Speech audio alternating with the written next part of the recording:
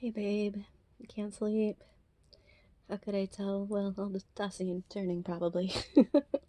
No, it's okay. You didn't wake me up. I actually took a nap this afternoon. Yeah, I know. Well, it's the weekend and I love me some naps and I just couldn't resist. But anyway, the point being, I have had enough sleep, but you have not, and you have to get up early in the morning. So, how about I help you get to sleep? Okay, babe? All right. I could. Ooh, how about I read to you? Yeah. All right, let me look through my bookshelf. Oh, treasures. Looking. Ooh, you know what a fun, chill book is? Anne of Green Gables by Elmond Montgomery. Yeah, that's that one with the little redheaded orphan girl. She's really spunky. Yeah. So, sound good? Okay, sweet. All right, well, lay it back down. Let me fluff your pillows. Nice and fluffy. Let me pull the covers up. Okay, now get in good position and close your beautiful eyes. And feel free to nod off. Your eyes aren't closed, you're looking at me. Oh, it's because I'm cute when I read. That's sweet, but come on. Okay. Alright, one quick kiss. Oh, I like the taste of your toothpaste. It's like peppermint. Delightful. Anyway. Alright, baby. So, I'm thinking I will start actually the second chapter because that's my favorite. No, you won't miss anything. Basically, all you have to know is that it's set in this small Canadian town. Um, and it is during like the 1890s, I want to say. And the Cuthberts, which is like a brother and sister, they're like older, and they decided that they were going to adopt a little boy to like help out. They live on like a farm, and so it's gonna like help out with the chores. But they've never had like kids before. Well, no, not together. Don't be gross. They're brother sister. No, but they're just they've never had kids and they've never been married or whatever. And anyway, so they think they're gonna get like a little boy. They send and so Matthew, the brother who's like really shy, has been sent to go to town and pick up what they think is going to be a boy at the train, but instead it is the lovable Anne. Yeah. Okay, so here we go. So this is chapter 2. Matthew Cuthbert is surprised. Matthew Cuthbert and the sorrel mare jogged comfortably over the 8 miles to Bright River. It was a pretty road, running along between snug farmsteads, and now and again a bit of balsamy firwood to drive through, or a hollow where wild plums hung out their filmy bloom. The air was sweet with the breath of many apple orchards, and the meadows sloped away in the distance to horizon mists of pearl and purple. Matthew enjoyed the drive after his own fashion, except during the moments when he met women and had to nod to them. For in Prince Edward Island you were supposed to nod to all and sundry you meet on the road, whether you know them or not. What? I do not say hi to everybody on the street. What are you talking about? Silly. Whatever. Back to the book. So, Matthew dreaded all women except Marilla and Mrs. Rachel. Marilla is his sister, and Mrs. Rachel is like their next door neighbor who he's known forever. Okay. He had an uncomfortable feeling that the mysterious creatures were secretly laughing at him. He might have been quite right in thinking so, for he was an odd-looking personage, with an ungainly figure and long iron-gray hair that touched his stooping shoulders, and a full, soft brown beard which he had worn ever since he was 20. In fact, he looked at 20 very much like he looked at 60, lacking a little in the grayness. When he reached Bright River, there was no sign of any train, so he thought he was too early. He tied his horse in the yard of the small Bright River Hotel and went over to the station house. The long platform was almost deserted, the only living creature in sight being a girl who was sitting on a pile of shingles at the extreme end. Matthew, barely noting that it was a girl, sidled past her as quickly as possible without looking at her. Had he looked, he could hardly have failed to notice the tense rigidity and expectation of her attitude and expression. She was sitting there waiting for something or somebody, and since sitting and waiting was the only thing to do just then, she sat and waited with all her might and main. Matthew encountered the station master, locking up the ticket office preparatory?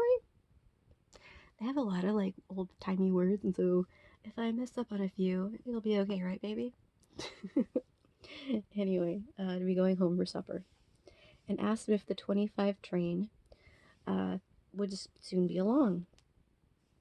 The train has been in and gone half an hour ago, answered the brisk official. But here was a passenger dropped off for you, a little girl. She's out there in the shingles. I asked her to go to the ladies' waiting room, but she informed me gravely that she preferred to stay outside. There's more scope for imagination, she said.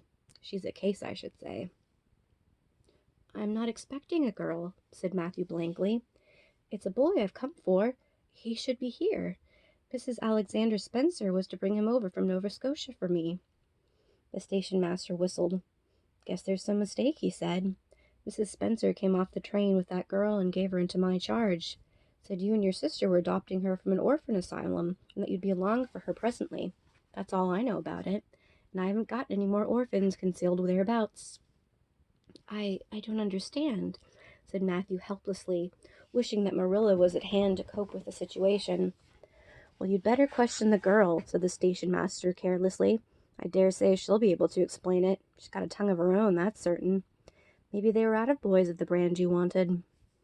He walked jauntily away, being hungry, and the unfortunate Matthew was left to do which was harder for him than bearding a lion in its den. Walk up to a girl, a strange girl, an orphan girl, and demand of her why she wasn't a boy. Matthew groaned in spirit as he turned about and shuffled gently down the platform toward her. She had been watching him ever since he passed her, and she had her eyes on him now. Matthew was not looking at her, and would not have seen what she was really like even if he had been, but an ordinary observer would have seen this. A child of about 11, garbed in very short, very tight, very ugly dress of yellow-gray wincey. She wore a faded brown sailor hat, and beneath the hat, extended down her back, were 2 braids of very thick, decidedly red hair. Her face was small, white, and thin, also much freckled. Her mouth was large, and so were her eyes, that looked green in some lights, in moods, and gray in others. So far, the ordinary observer. An extraordinary observer might have seen that the chin was very pointed and pronounced, that the big eyes were full of spirit and vivacity, that the mouth was sweet-lipped and expressive, that the forehead was broad and full. In short, our discerning extraordinary observer might have concluded that no commonplace soul inhabited the body of the stray woman-child of whom shy Matthew Cuthbert was so ludicrously afraid. Matthew, however, was spared the ordeal of speaking first, for as soon as she concluded that he was coming to her, she stood up, grasping with one thin brown hand the handle of a shabby, old-fashioned carpet-bag. The other she held out to him. I suppose you are Mr. Cuthbert of Green Gables, she said, in a peculiarly sweet, clear voice. I'm so very glad to see you. I was beginning to be afraid you weren't coming for me, and I was imagining all the things that might have prevented you. I had made up my mind that if you didn't come for me tonight, I'd go down the track to the big wild cherry tree at the bend and climb up into it to stay all night. I wouldn't be a bit afraid. It'd be lovely to sleep in a wild cherry tree, all white with bloom in the moonshine, don't you think? You could imagine you were dwelling in marble halls, couldn't you? And I was quite sure you would come for me in the morning if you didn't tonight. Matthew had taken the scrawny little hand awkwardly in his. Then and there he decided what to do. He could not tell this child with the glowing eyes that there had been a mistake. He would take her home and let Marilla do that. She couldn't be left at Bright River anyhow, no matter what mistake had been made, so all questions and explanations might as well be deferred until he was safely back at Green Gables. Green Gables is their house, or where they live, their little property. I'm sorry I was late, he said shyly. Come along. The horse was over in the yard. Give me your bag. Oh, I can carry it, the child responded cheerfully. It isn't heavy. I've got all my worldly goods in it, but it isn't heavy. And if it isn't carried in just a certain way, the handle pulls out, so I'd better keep it because I know the exact knack of it. It's an extremely old carpet bag. Oh, I'm so glad you've come, even if it would have been nice to sleep in a wild cherry tree. We've got a long piece to drive, haven't we? Mrs. Spencer said it was 8 miles. I'm glad because I love driving. Oh, it seems so wonderful that I'm going to live with you and belong to you. I've never belonged to anybody, not really. But the asylum was the worst. I've only been in 4 months, but that was enough. I don't suppose you were ever an orphan in an asylum, so you can't possibly understand what it's like. It's worse than anything you could imagine. Mrs. Spencer said it was wicked of me to talk like that, but I didn't mean to be wicked. It's so easy to be wicked without knowing it, isn't it? They were good, you know, the asylum people, but there's so little scope for the imagination in an asylum, only just in the other orphans. It was pretty interesting to imagine things about them. To imagine that perhaps the girl who sat next to you was really the daughter of a belted earl who had been stolen away from her parents in her infancy by a cruel nurse who died before she could confess. I used to lie awake at night and imagine things like that because I didn't have time in the day. I guess that's why I'm so thin. I am dreadful thin, ain't I? There isn't a pick on my bones. I do love to imagine I'm nice and plump with dimples in my elbows. With this, Matthew's companion stopped talking, partly because she was out of breath and partly because they'd reached the buggy. Not another word did she say till they had left the village and were driving down a steep little hill, the road part of which had been cut so deeply into the soft soil that the banks, fringed with blooming wild cherry trees and slim white birches, were several feet above their heads. The child put out her hand and broke off a branch of wild plum that brushed against the side of the buggy. Isn't that beautiful? What did that tree, leaning out from the bank, all white and lacy, make you think of? She asked. Well, now, I don't know, said Matthew. Why, a bride, of course. A bride all in white with a lovely misty veil. I've never seen one, but I can imagine what she would look like. I don't ever expect to be a bride myself. I'm so homely no one will ever want to marry me. Unless it might be a foreign missionary. I suppose a foreign missionary mustn't be very particular. But I do hope that someday I shall have a white dress. That is my highest ideal of earthly bliss. I just love pretty clothes. I've never had a pretty dress in my life that I can remember. But of course, it's all the more to look forward to, isn't it? And then I can imagine that I'm dressed gorgeously. This morning when I left the asylum, I felt so ashamed because I had to wear this horrid old wincey dress. All the orphans had to wear them, you know. A merchant in Hopetown last winter donated 300 yards of wincey to the asylum. Some people said it was because he couldn't sell it, but I'd rather believe that it was out of the kindness of his heart, wouldn't you? When we got on the train, I felt as if everybody must be looking at me and pitying me. But I just went to work and imagined that I had the most beautiful pale blue silk dress, because when you are imagining, you might as well imagine something worthwhile. And a big hat, all flowers and nodding plumes, and a gold watch, and kid gloves and boots. I felt cheered right away, and I enjoyed my trip to the island with all my might. I wasn't a bit sick coming over in the boat, and neither was Mrs. Spencer, although she generally is. She said she hadn't time to get sick, watching to see that I didn't fall overboard.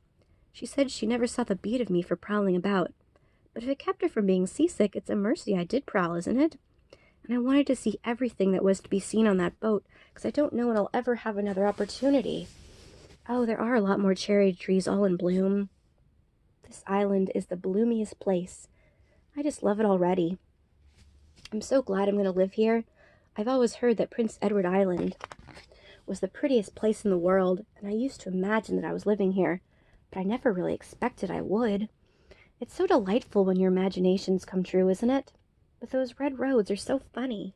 When we got into the train at Charlottetown, the red roads began to flash past. I asked Mrs. Spencer what made them red, and she said she didn't know, and for pity's sake not to ask her so many questions. She said I must have asked her 1,000 already. I suppose I had too, but how are you going to find out about things if you don't ask questions? And what does make the roads red? Well, now, I don't know, said Matthew. Well, that is one of the things to find out sometime. Isn't it splendid to think all the things there are to find out about? It just makes me feel glad to be alive. It's such an interesting world. It wouldn't be half so interesting if we knew all about everything, wouldn't? There'd be no scope for the imagination then. But am I talking too much? People are always telling me I do. Would you rather I didn't talk? If you say so, I'll stop. I can stop when I make up my mind to, although it is difficult. Matthew, much to his own surprise, was enjoying himself. Like most quiet folks, he liked talkative people when they were willing to do the talking themselves and did not expect him to keep his end of it up. But he had never expected to enjoy the society of a little girl. Women were bad enough in all conscience, but little girls were worse. He detested the way they had of sidling past him timidly, with sideways glances as if they expected him to gobble them up, with a mouthful if they ventured to say a word. That was the Avonlea type of well-bred little girl. But this freckled witch was very different, and although he found it rather difficult for his slower intellect to keep up with her brisk mental process, he thought that he kind of liked her chatter. So he said, as shyly as usual, "Oh, you can talk as much as you like. I don't mind." "Oh, I'm so glad. I know you and I are going to get along together fine. It's such a relief to talk when no one wants to, when one wants to, and not to be told that children should be seen and not heard. I've had that said to me a million times if I had once, and people laugh at me because I use big words. But if you have ideas, you should use big words to express them, haven't you?" "Well, now, that seems reasonable," said Matthew. "Mrs. Spencer said my tongue must be hung in the middle, but it isn't. It's firmly fastened at one end. Mrs. Spencer said that your place was named Green Gables. I asked her all about it, and she said there were trees all around. I'm gladder than ever. I just love trees. And there weren't any at all about the asylum, only a few poor, weeny, teeny things out in front with little whitewashed, cagey things about them. They just looked like orphans themselves, those trees did. It used to make me want to cry to look at them. I used to say to them, 'Oh, you poor little things, if you were out in great big woods with the other trees all around you, and little mosses and June bells growing out of your roots, and brooks not far away, and birds singing in your branches, you could grow, couldn't you? But you can't where you are. I know just exactly how you feel, little trees.' I felt sorry to leave them this morning. You do get so attached to things like that, don't you? Is there a brook anywhere near Green Gables? I forgot to ask Mrs. Spencer that." "Well, now, yes. There's one right below the house." "Fancy! It's always been one of my dreams to live near a brook. I never expected I would, though. Dreams don't often come true, do they? Wouldn't it be nice if they did? But just now I feel pretty nearly perfectly happy. I can't feel exactly perfectly happy because, well, what color would you call this?" She twitched one of her long, glossy braids over her thin shoulder and held it up before Matthew's eyes. Matthew was not used to deciding on the tints of ladies' tresses, but in this case there couldn't be much doubt. "It's red, ain't it?" he said. The girl let the braid drop with a sigh that seemed to come from her very toes and exhale forth all the sorrow of the ages. "Yes, it is red," she said resignedly. "Now you see why I can't be perfectly happy. No one could who had red hair. I don't mind the other things so much, the freckles, the green eyes, my skinniness. I can imagine them away. I can imagine I have a beautiful rose-leaf complexion and lovely starry violet eyes. But I cannot imagine that red hair away. I do my best. I think to myself, now my hair is glorious black, black as the raven's wing. But all that time I know it is just plain red, and it breaks my heart. It will be my lifelong sorrow. I read of a girl once in a novel who had a lifelong sorrow, but it wasn't red hair. Her hair was pure gold rippling back from her alabaster brow. What is an alabaster brow? I never could find out. Can you tell me?" "Well, now I'm afraid I can't," said Matthew, who was getting a little dizzy. He felt as he had once felt in his rash youth when another boy had enticed him on the merry-go-round at a picnic. Well, whatever it was, it must have been something nice because she was divinely beautiful. Have you ever imagined what it must be like to feel divinely beautiful? "Well, now, I haven't," confessed Matthew. "I haven't. I have, often. Would you rather, if you had the choice, be divinely beautiful, or dazzlingly clever, or angelically good?" "Well, now, I don't know exactly." "Neither do I. I can never decide. But it doesn't make much real difference, for it isn't likely I'll ever be either. I'll certainly never be angelically good. Mrs. Spencer says, "Oh, Mr. Cuthbert, Mr. Cuthbert." That was not what Mrs. Spencer had said. Neither had the child tumbled out of the buggy, nor had Matthew done anything astonishing. They had simply rounded a curve in the road and found themselves in the avenue. The avenue, so called by the Newbridge people, was a stretch of road 400 or 500 yards long, completely arched over with huge, widespread apple trees planted years ago by an eccentric old farmer. Overhead was one long canopy of snowy, fragrant bloom. Below the boughs, the air was full of purple twilight, and far ahead a glimpse of painted sunset sky shone like a great rose window at the end of a cathedral aisle. Its beauty seemed to strike the child dumb. She leaned back in the buggy, her thin hands clasped before her, her face lifted rapturously to the white splendor above. Even when they had passed and were driving down the long slope to Newbridge, she never moved or spoke. Still with rapt face she gazed afar from the sunset west, with eyes that saw visions trooping splendidly across the glowing background.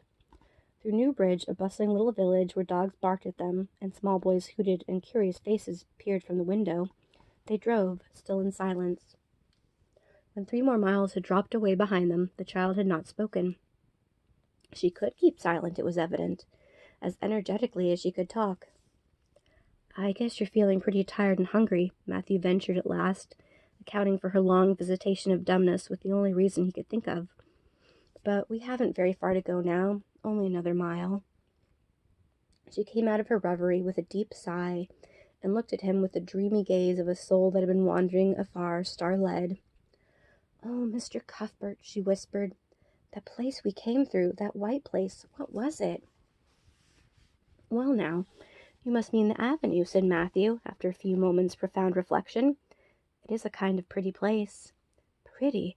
Oh, pretty doesn't seem the right word to use, nor beautiful either. They just don't go far enough. Oh, it was wonderful, wonderful. It's the first thing I ever saw that couldn't be improved upon by imagination. It just satisfied me here." She put one hand on her breast. It made a queer, funny ache, and yet it was a pleasant ache.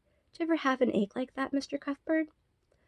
"Well, now, I just can't recollect that I ever had." "I have it lots of times, whenever I see anything royally beautiful." "They shouldn't call that lovely place the Avenue. There's no meaning in a name like that.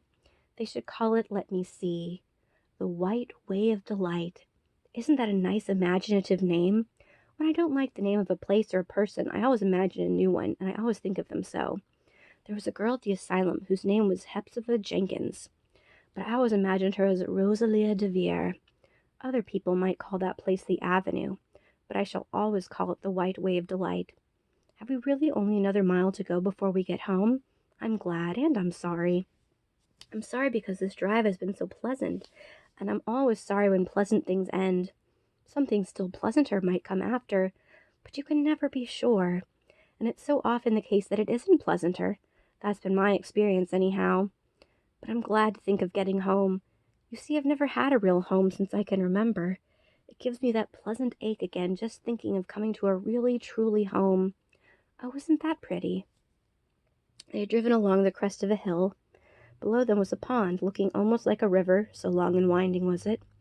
A bridge spanned it midway, and there it was in the lower end, where an amber-hued belt of sand hills shut it in from the dark blue gulf beyond.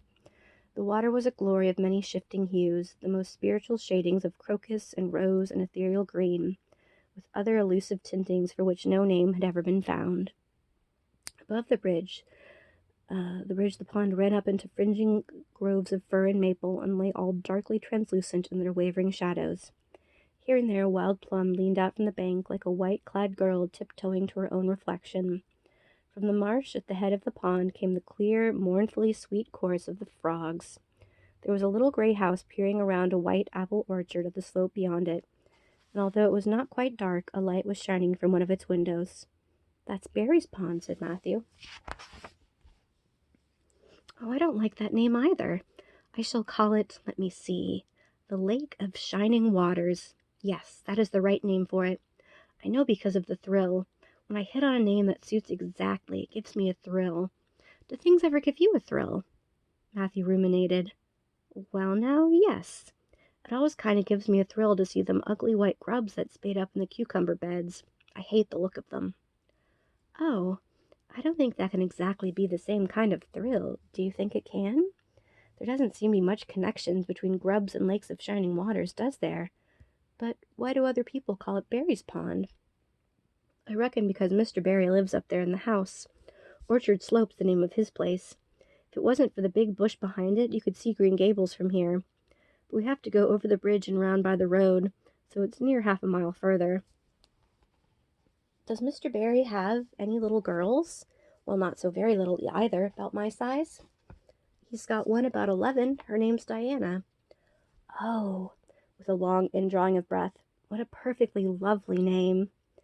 Well, now I don't know. There's something dreadful heathenish about it, seems to me. I'd rather Jane or Mary or some sensible name like that. But when Diana was born, there was a schoolmaster boarding there, and they gave him the naming of her, and he called her Diana. I wish there'd been a schoolmaster like that around when I was born then. Oh, here we are at the bridge. I'm going to shut my eyes tight. I'm always afraid going over bridges.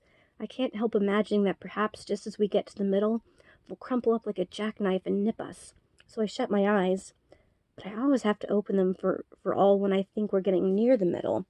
Because you see, if the bridge did crumple up, I'd want to see it crumple. What a jolly rumble it makes. I always do like the rumble part. Isn't it splendid there's so many things to like in this world? There, we're over. Now I'll look back.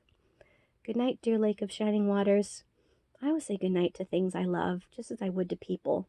I think they like it. That water looks as if it's smiling at me. When they'd driven up the further hill and around a corner, Matthew said, We're pretty near home now. That's Green Gables over. Oh, don't tell me, she interrupted breathlessly, catching at his partially raised arm and shutting her eyes so she might not see this gesture. Let me guess. I'm sure I'll guess right. She opened her eyes and looked about her. They were on the crest of a hill. The sun had set some time since, but the landscape was still clear in the mellow afterlight. To the west, a dark church spire rose up against a marigold sky. Below was a little valley, and beyond the long, gently rising slope with snug farmsteads scattered along it. From one to another the child's eyes darted, eager and wistful. At last they lingered on one away to the left, far back from the road, dimly white with the blossoming trees and the twilight of the surrounding woods. Over it, in the stainless southwest sky, a great crystal-white star was shining like a lamp of guidance and promise. That's it, isn't it? She said, pointing. Matthew slapped the reins on the sorrel's back delightedly. Well now, you guessed it. But I reckon Mrs. Spencer described it so you could tell. No, she didn't. Really, she didn't. All she said might as well have been said about all those other houses. I hadn't any real idea what it looked like, but just as soon as I saw it, I felt it was home. Oh, it must be a dream. Do you know my arm must be black and blue from the elbow up? I've been pinching myself so many times today. Every little while a horrible, sickening feeling will come over me, and I'm so afraid it's all a dream. And then I'd pinch myself to see if it was real, until suddenly I remembered that, even supposing it wasn't a dream, I'd better go on dreaming as long as I could, so I stopped pinching. But it is real, and we're nearly home. With a sigh of rapture, she relapsed into silence. Matthew stirred uneasily. He felt glad that it'd be Marilla and not he who'd have to tell this waif of the world that the home she longed for was not hers after all. They drove over Lynn's Hollow. It was already quite dark, but not so dark that Mrs. Rachel could not see them from her window of vantage, and up the hill and into the long lane of Green Gables. By the time they arrived at the house, Matthew was shrinking from the approaching revelation with an energy he didn't understand. It was not of Marilla or himself he was thinking of, or the trouble the mistake was going to make for them, but of the child's disappointment. When he thought of that rapt light being quenched in her eyes, he had an uncomfortable feeling that he was going to assist in murdering something, much the same feeling that came over him when he had to kill a lamb or calf or any other innocent little creature. The yard was still dark when they turned to it, and the poplar leaves were rustling silkily all around it. Listen to the trees talking in their sleep, she whispered, as he lifted her from the ground. What nice dreams they must have. Then, holding tightly to the carpet bag which contained all of her worldly goods, she followed him into the house. And that's the end of chapter 2. Are you asleep, baby? Oh, I think you are. Alright, babe. Well, you have wonderful dreams. I love you. Good night.